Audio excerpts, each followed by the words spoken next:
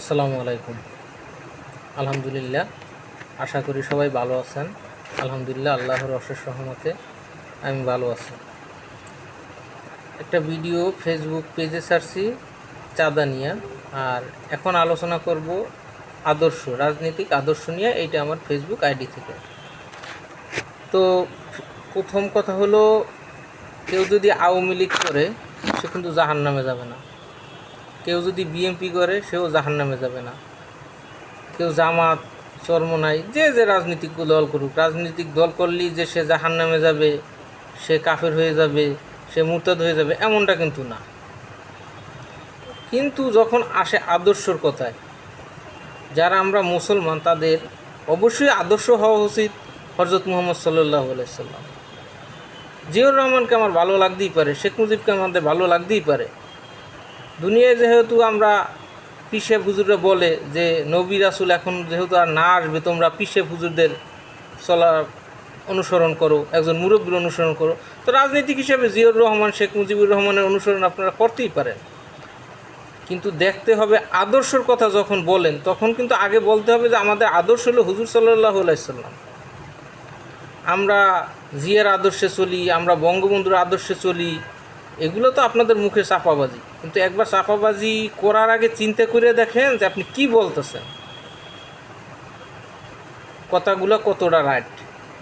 জিয়াউর রহমান, বঙ্গবন্ধু, মাওলানা ভাসানী, এদেরকে সবাই ভালোবাসে, কিন্তু যারা অরিজিনাল ভালোবাসে তারা বলে তাদের দলের আমি একজন সদস্য, তাদেরকে ভালোবাসি।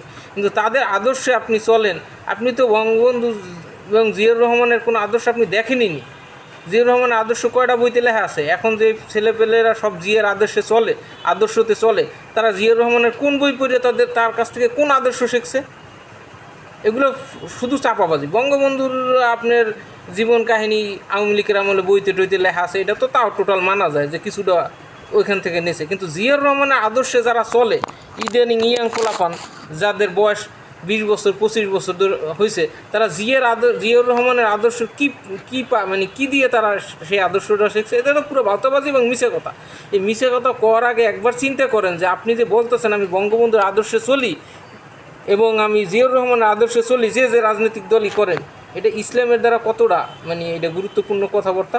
আপনি তো হুজুর সাল্লাহ সাল্লামের আদর্শে চলবেন, হুজুর সাল্লাহ সাল্লামের আদর্শে চলবেন, রাজনৈতিকভাবে আপনি একটা দল করতেই পারেন, এটা কোনো ব্যাপার না। এই গেল এক কথা। চামচামি করতে করতে, আদর্শের চামচামি করতে করতে শেখ মুজিবুর রহমানরে মানুষ জাতির পিতা বানাই ফেলাইছে। এখন আবার বানাইতেছে জিয়াউর রহমানরে।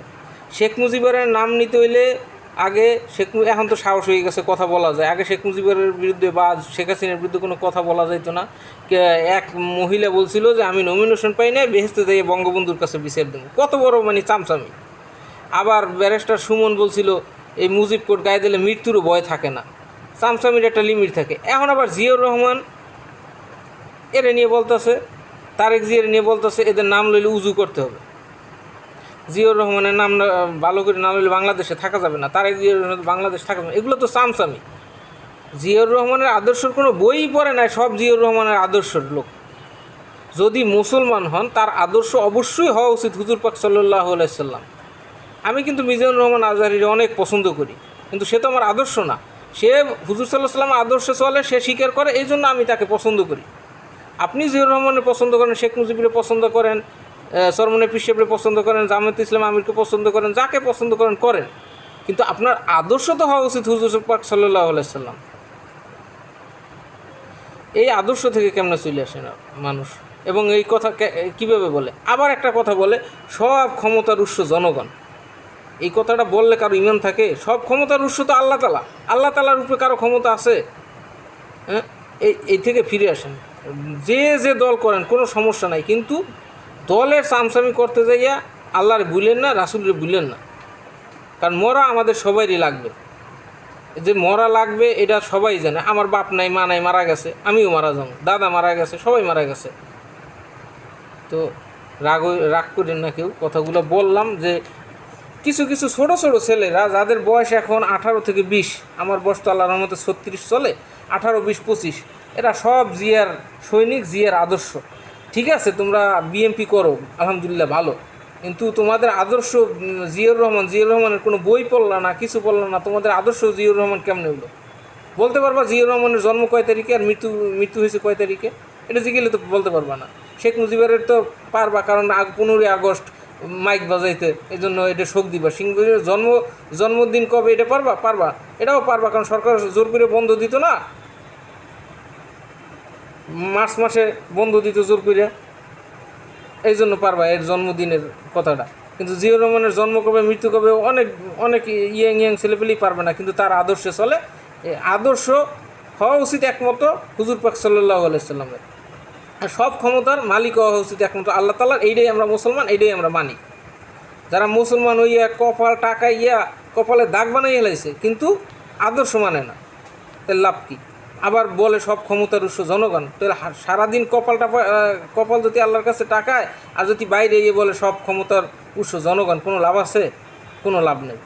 তো আমাদের মুসলমানদের আদর্শ হুজুর পাক সাল্লাল্লাহু আলাইহি সাল্লাম। হ্যাঁ, আমাদের রাজনৈতিক দলের নেতা হইতেই পারে একজন, আমরা বিএনপি করতেই পারি, আওয়ামী লীগ করতেই পারি, কিন্তু ধর্মের উপরে তো কোনো কিছু না। প্রথম কথা হলাম আমি মুসলমান, তারপর হলাম আমি বাঙালি। আসসালামু আলাইকুম। অনেক কথা বললাম, ছোটো মানুষ হিসেবে ক্ষমা করে দিয়ে, ভুল হইলে ক্ষমা সুন্দর দৃষ্টিতে দেখেন। আল্লাহ হাফেজ, সবাই ভালো থাকবেন।